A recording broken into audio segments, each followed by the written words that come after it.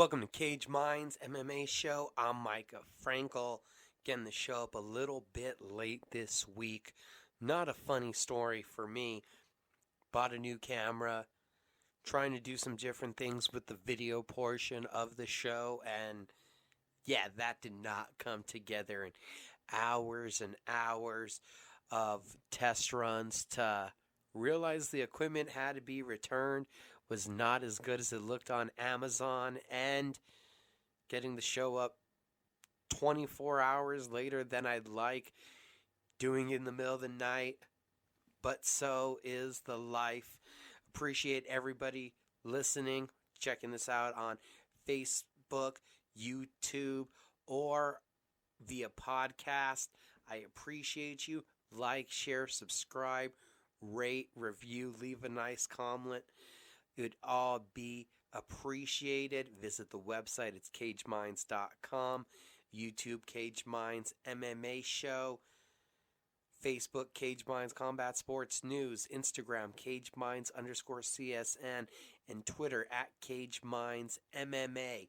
Don't forget to also check out the After Hours Podcast Network. You can check it out at cageminds.com/After Hours, where me and Mr. Michael Carlisle do the MMA After Hours and Pro Wrestling After Hours. Not to mention, you also have Talking Pro Football and Losing It Together on the After Hours Podcast Network.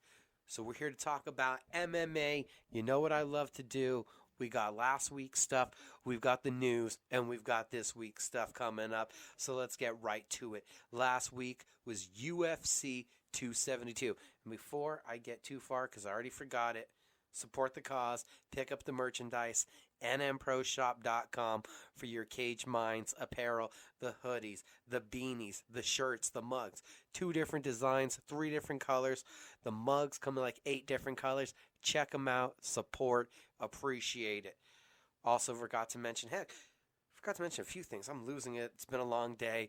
You can also hear me on the Mike Adams 2.0 podcast, playing sports, fact or fiction, every week, trying to go all across the board, from basketball, football, baseball, hockey, bringing in the combat sports and all that on Mike Adams 2.0, and hear that every Saturday morning on 101.7 The Team, ESPN Radio Albuquerque. That's here if you're local in the 505. If not, just check it out wherever you listen to your podcasts. Now back to where I was. UFC 272. I'm so excited to talk about it. I was getting ahead of myself. The main event, it played out like a lot of us predicted. Colby Covington's pace, pressure, wrestling, dynamics, too much for Jorge Masvidal. Even though Masvidal would shut down 60% of Covington's takedown attempts, it was still 6 of 15 landed, 16 minutes of control time racked up for chaos. First round, got the takedown, got Masvidal's back. Never did I think he actually officially notched a submission attempt, which it turned out Covington did. But he threatened enough with those rear naked choke positions to keep Masvidal honest that if he didn't attend to them, they would become a detriment.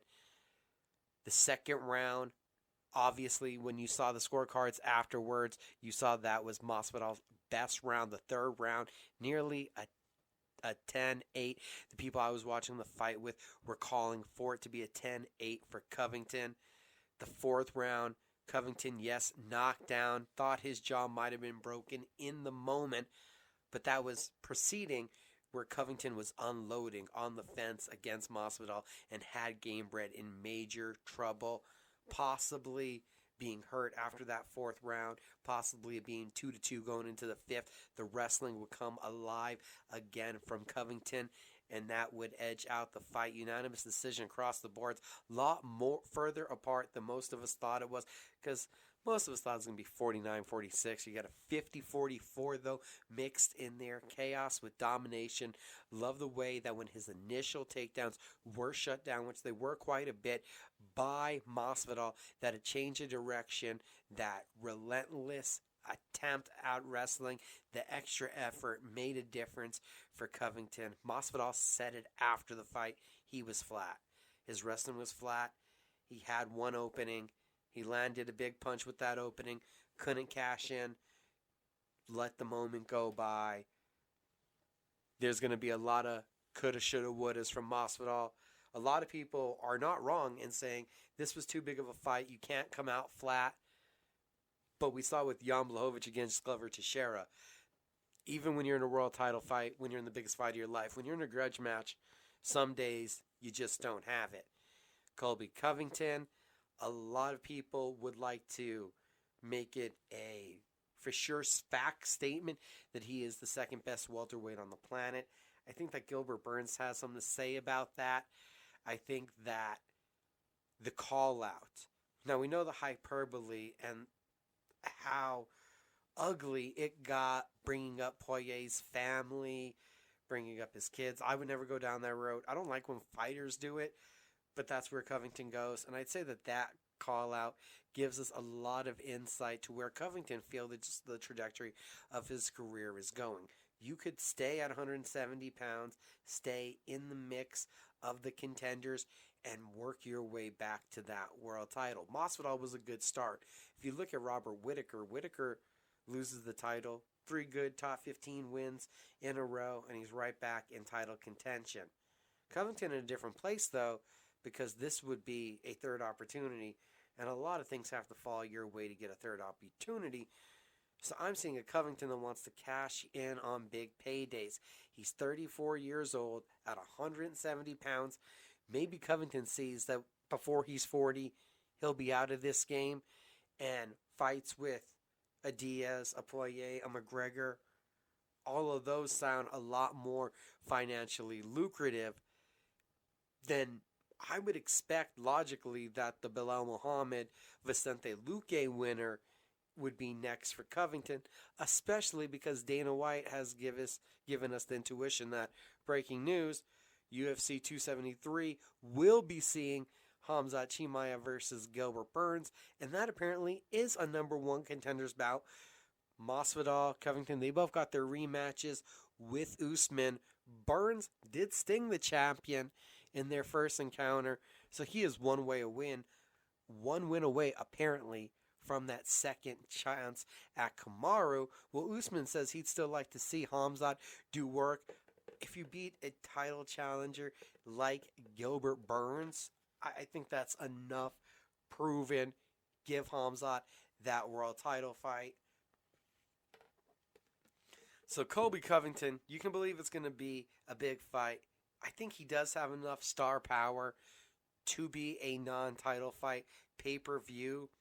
I think he's done that now. I think he's pulled himself up enough to be the A side. He was a great B side. Obviously, the B side to Jorge.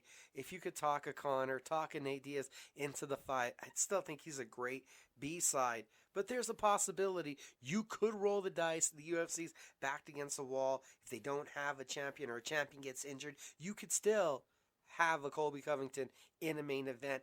And I think it's not the worst main event.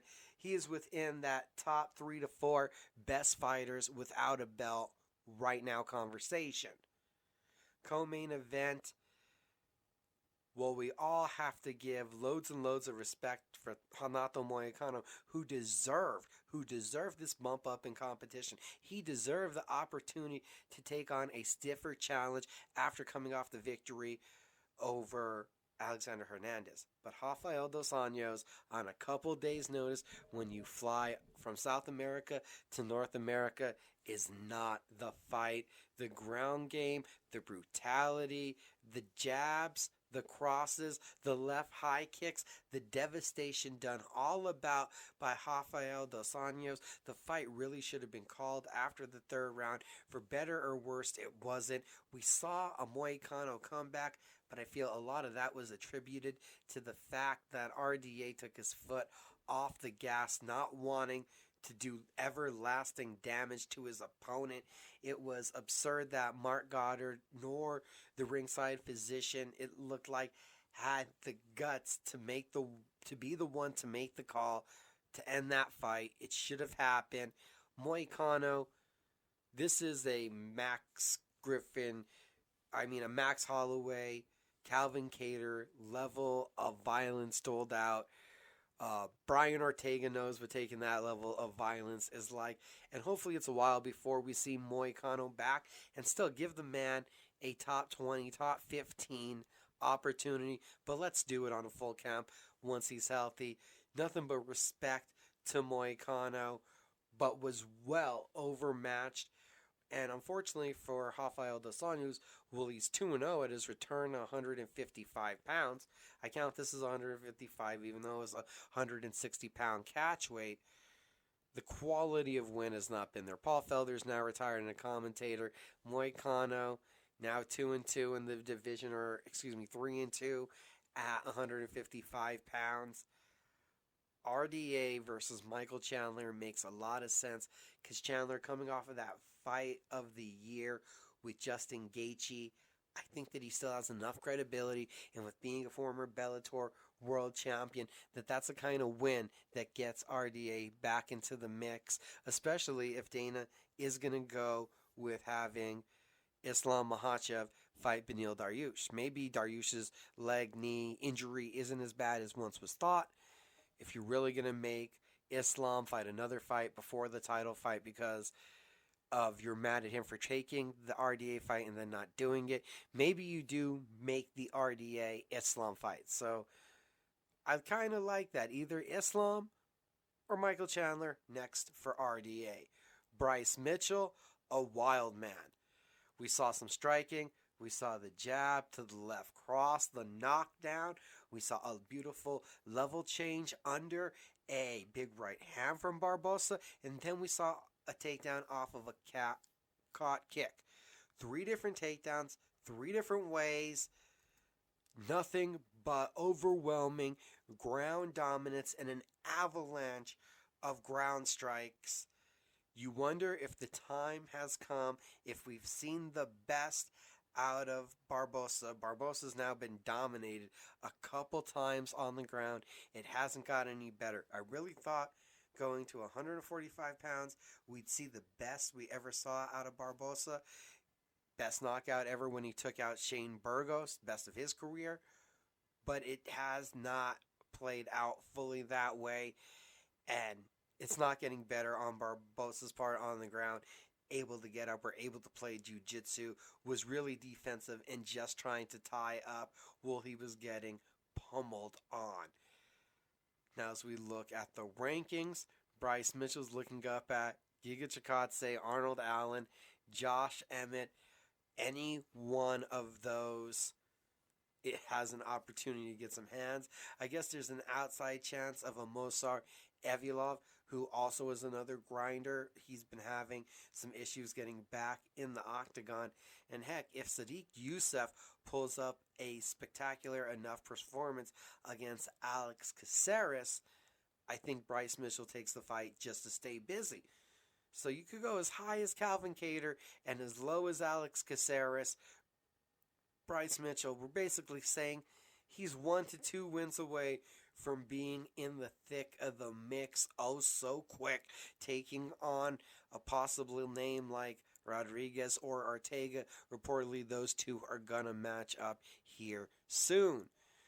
So quite literally, the guy that performed the best and had the most to gain on that main card was Bryce Mitchell, and he did so. We also had a Kevin Holland with a successful welterweight debut. Couple tenuous moments for my money. The leg kicks, getting the arm trapped and getting taken down. Getting taken down twice, actually. Getting hit with a big right hand, but landed his own. Eventually, the right hook drops Oliveira, gets the finish.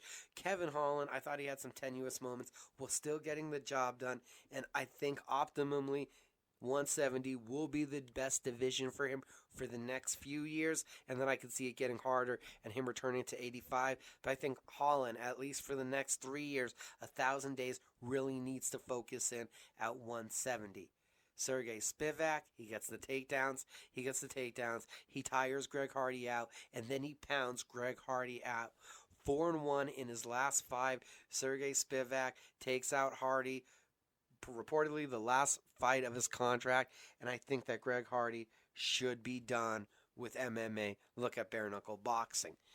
Jalen Turner, body kicks. Big step in knees from the clinch, right hooks.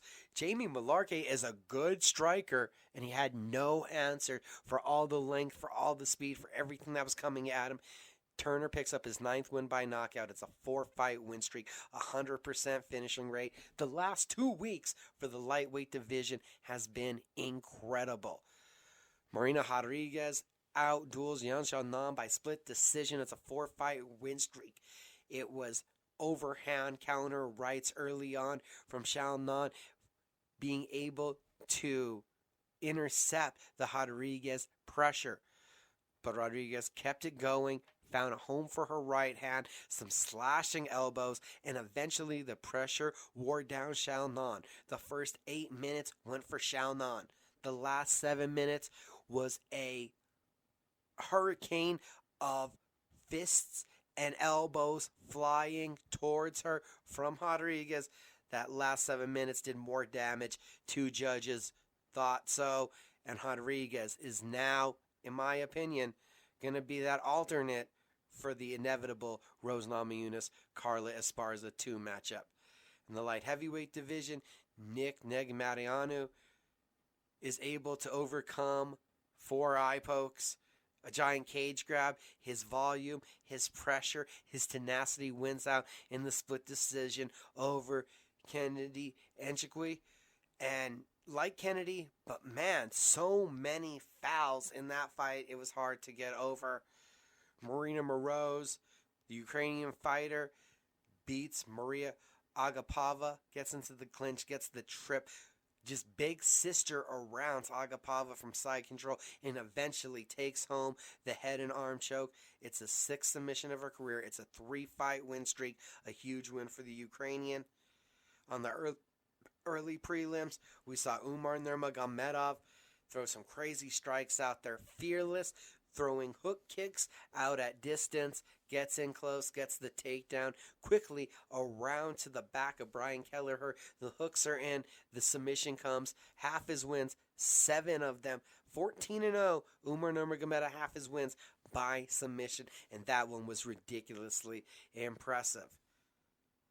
It's not frequent that you see it, but Khabib Corner did actually lose a fight.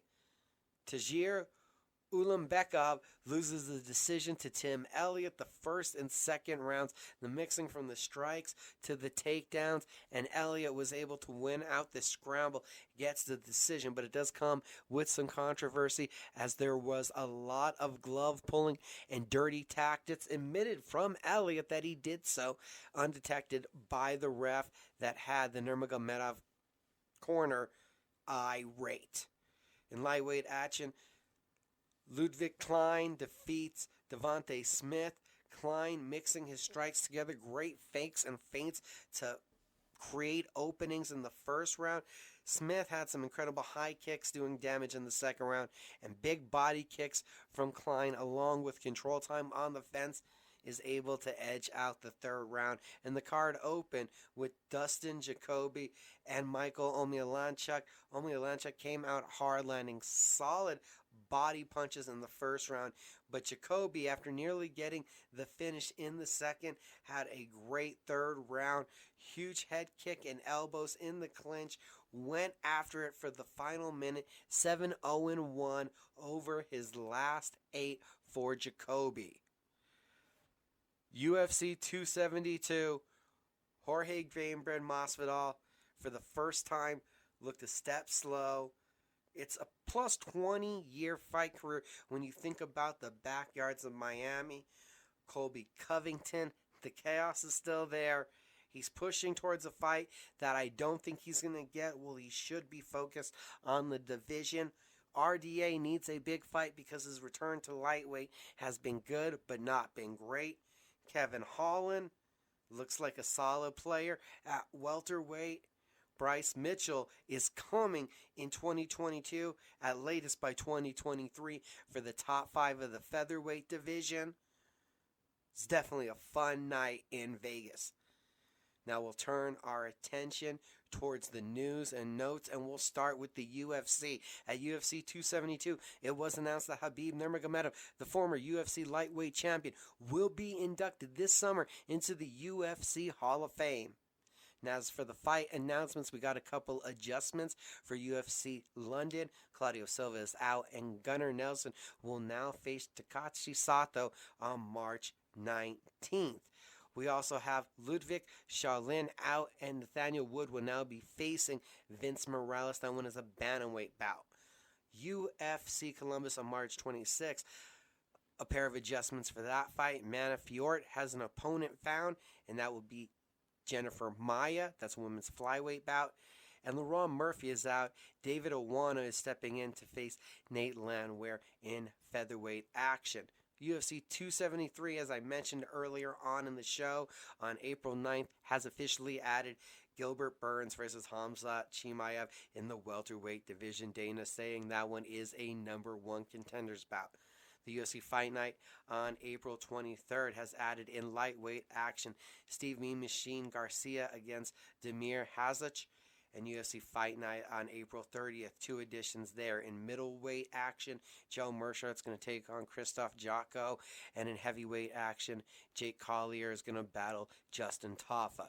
UFC 274 on May 7th has 2 welterweight additions. Randy Brown is going to fight Chaos Williams, and Francisco Trinaldo battles Danny Roberts. UFC Fight Night on June 4th is going to see in women's strawweight action Cynthia Calvillo against Brianna Fortino. Fortino, formerly Van Buren, if you didn't recognize the last name. UFC 275 on June 11th will be in Singapore. The card has already been announced to see Glover Teixeira defending the light heavyweight championship against Yuri Prochazka, and now it is added Valentina Shevchenko defending her women's flyweight title against Talia Santos. In Bellator news, the promotion has announced the signing of long-term deals to 3 fighters: Spike Carlisle, Drog Kelly, and Justin Montalvo. Bellator Paris on May 6th has added Lorenz Larkin versus Khalid Murtazaliev. April 23rd, Bellator 279. That one's going to be in Honolulu, Hawaii. Contrary to last week's announcement that Sinead Kavanagh will be getting a rematch with Chris Cyborg Santos, the Bellator Women's Featherweight Champion, at Bellator 279, Cyborg will be defending in a rematch against Arlene Blancow. That card has also gained 2 Bantamweight Grand Prix quarterfinals. Champion Sergio Pettis is going to defend against his teammate Rufian Stotts, and former champion Koichi Haraguchi takes on Patchy Mix. Also, speaking of former champions, Ali Malay McFarlane will be returning to Bellator to take on Justine Kish. All those fights for April 23rd, Bellator 279 in Honolulu, Hawaii. Kayla Harrison and the PFL have come to terms. Harrison re-signs with the PFL after the PFL matched an offer sheet from Bellator MMA. Harrison reportedly has signed a multi-year deal. Not sure if that's for 2 or 3, maybe 4 years, but for the foreseeable future, Harrison, the queen on the board, remains with the PFL. LFA news, LFA 127 is going to be March 25th. Commerce, California. Ozzy Diaz versus Bruno Assis. Middleweight championship bout is the main event. LFA 128 is going to be April 8th. Sioux Falls, South Dakota. LFA 129, April 15th. Lake Pryor, Minnesota. And LFA 130 announced for April 22nd, Newtown, North Dakota. This week's action gets started on Wednesday night, live and free on YouTube. It's Invicta FC 46. The main event, Karina Rodriguez defends her women's flyweight title against Diana Turquato. Turquato moved up from the co-main event due to injury to the original schedule. Rodriguez' opponent. This is a rematch from May where Rodriguez beat Turconio by unanimous decision to take claim of the then vacant flyweight title. The co-main event has Denise Gomez, who's on a 4-fight win streak, 3 of those wins coming by stoppage. She'll be taking on UFC vet Milana Dudieva. Speaking of Big Show vets, UFC vet Danielle Taylor is on the card, along with Bellator vet Christina Williams. No fights to mention on Thursday. Friday morning, bright and early, one championship, lights out from Singapore, 2 MMA championship fights. Atop that card, Thon Lee defends his 1 featherweight title against grappling savant Gary Tonin. And Bibiano Fernandez defends the 1 bantamweight championship against knockout artist John Lineker. Friday night, PFL Challenger Series 4, the featherweights, LFA alum Edwin Cooper Jr. from the Jackson Wink Academy is on the card, along with UFC vet knockout artist Boston Salmon. On FlexCast, that's FLX Cast, you have Eagle FC 46 from the FlexCast Arena in Miami, Florida. Super lightweight main event, Kevin Lee versus Diego Sanchez. We gotta expect that this one is going to be a hard, grinding, grappling affair. We wonder if the size and the natural advantage of that size and strength of Lee is going to pay dividends. Well, I feel that they're both incredible wrestlers. I think that Sanchez has more layers to his grappling and his jiu-jitsu. Well, Lee, for my money, still packs a bigger punch on the feet. The co-main event is the heavyweight title bout for Eagle FC. Rivan Kuniev, 11-2-1, coming off of a win on the Contender Series, a 9-fight win streak. 4 of them by knockout. He's taking on Anthony Hamilton. The UFC vet is 3-1 since parting ways with the leader in MMA. Feature fight, you have Ray Borg, the former UFC title challenger, taking on Bellator alum, former CFFC champion Ricky Bandejas. For my money, Borg should be able to out-grapple, out-grind Ricky Bandejas. Bandejas has a fine submission game, but there's been levels to it. And when he faces a guy that's at the top of the food chain, he succumbed to what that guy has wanted to do. I see the grappling being in Borg's favor. And we saw Borg, once he slowed down, his striking really came together against Cody Gibson. So, of course, I like Borg as he's maturing, as he's really taking his game to another level under Nick Urso to have a big performance here. Another super lightweight bout, Hedson Fiata takes on Zack Olesko. Fiata is a name that people should recognize from having beat Ray Cooper, Paul Bradley, Rick Story, Borgan Veleliches. He was in the first PFL season. Olesko has experience in boxing, bare knuckle, and MMA. That one's going to be a scrap. And also on the main card at welterweight, Ramid Magomed Daliov, 9-1, taking on Ipa Kasanganay. Kasanganay, first fight since parting ways with the UFC, went 2-2 in 4 fights in the octagon. Ramid, a 4-fight win streak. We saw the ground and pound of Anthony Njokuani at Eagle FC 44. I really like what we're seeing out of Magomed Daliov. Also Friday night over on UFC Fight Pass, it's LFA 126 from Brazil. The main event, we have a featherweight title fight, is Johannes Bajarino takes on Rafael Barossa. Bajarino, last 2 wins, a wheel kick and a flying knee. A flair for the spectacular, if you will. And Barbosa, a decision and an anaconda in his last 2 wins. Welterweight title fight in the co-main event, Gabriel Bonfim, 11-0 versus Eduardo Garan. Garan coming up on short notice. Bonfim, 3 knockouts, 8 submissions of that 11-0 mark. Beat Brenner Alberth at LFA 112, but was injured and cannot continue in the one-night welterweight tournament. Well, Eduardo has won 5 of 6, 2 knockouts, and 2 submissions in those 5 wins. Lightweight division, You have Gabriel Bonfim's brother, Ismail Bonfim, 16-3, taking on Andre Augusto, 12-2. Bonfim, a 10-fight win streak, while Augusto has won his last 7. Big momentum for both of them. And you have a heavyweight fight earlier on that main card. Andre Vieira, 5-0, has shown diverse skills, taking on Eduardo Neves. Neves, all 4 wins come by knockout. The UFC Fight Night is actually our earlier of the 2 MMA cards on Saturday. It's UFC Vegas 50, and those early prelims get started at 4 p.m. Eastern. That's 2 p.m. in the Mountain Time Zone where I am. So that's 1 if you're in the West. The main event, maybe we see a number 1 contender in the light heavyweight division crowned right here, verified.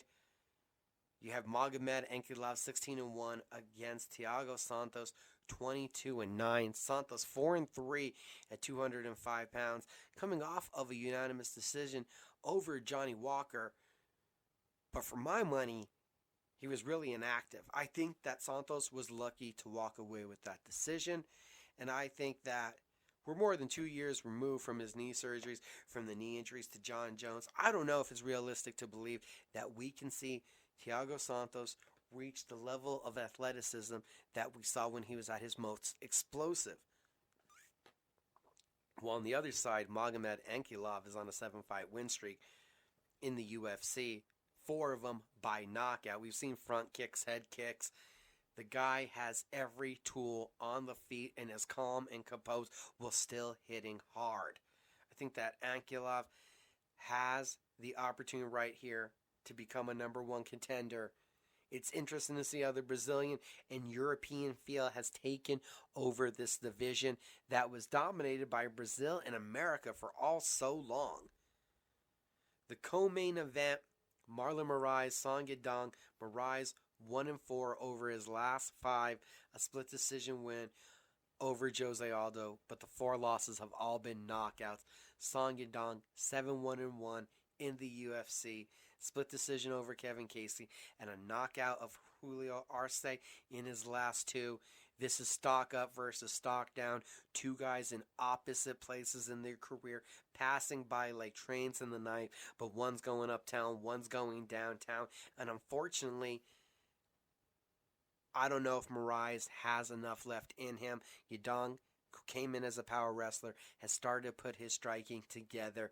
Marlon Moraes has not been able to take damage or land his leg kicks in his last 5 fights, and it's not looking good for the Brazilian.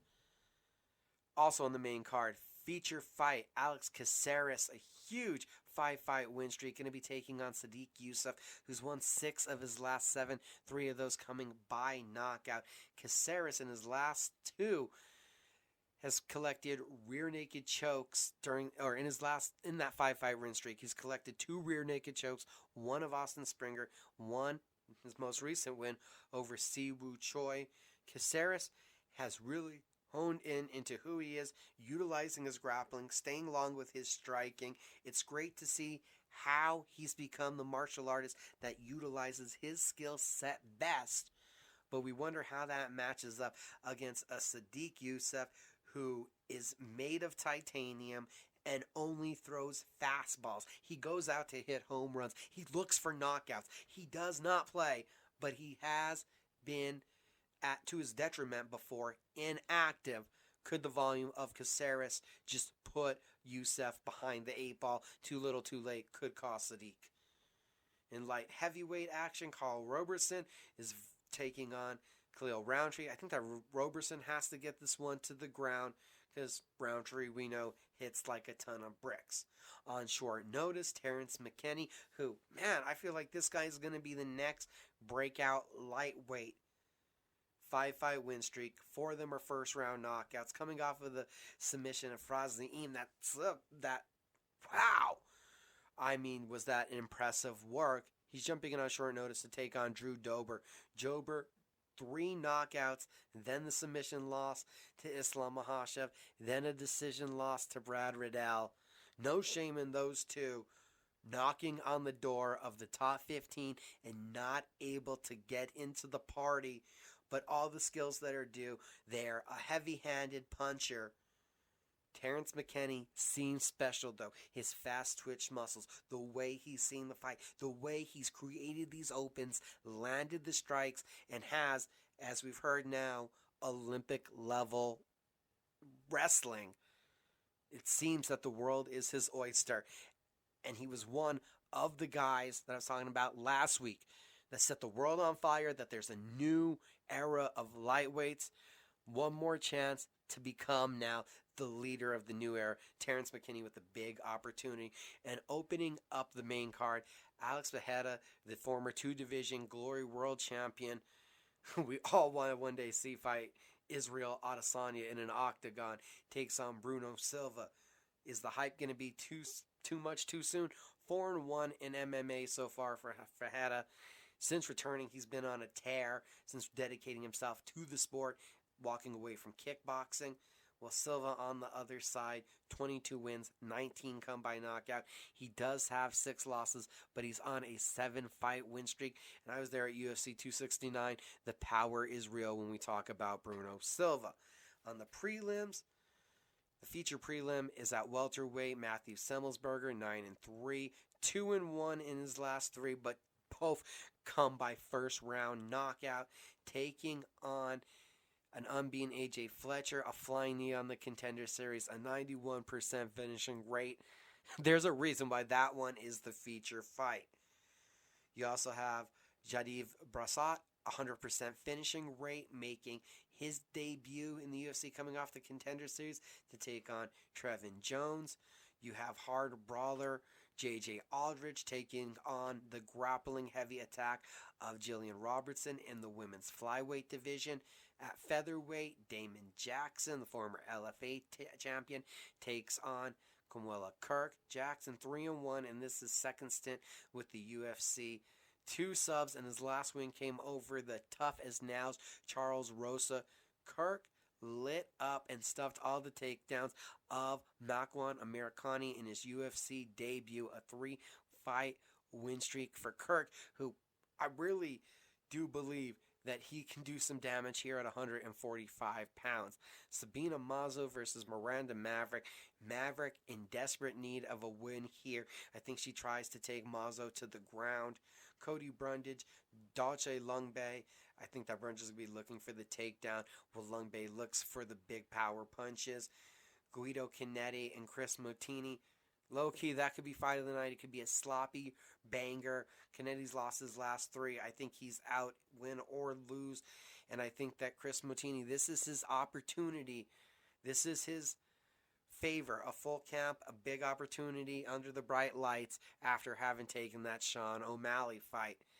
And Asmat Muranakanov, 10-0, 7 knockouts, takes on Tafwan and Jakwe, who's 6-1, 4 wins by knockout, but all 3 of his fights in the octagon have went to decision, opens up the card.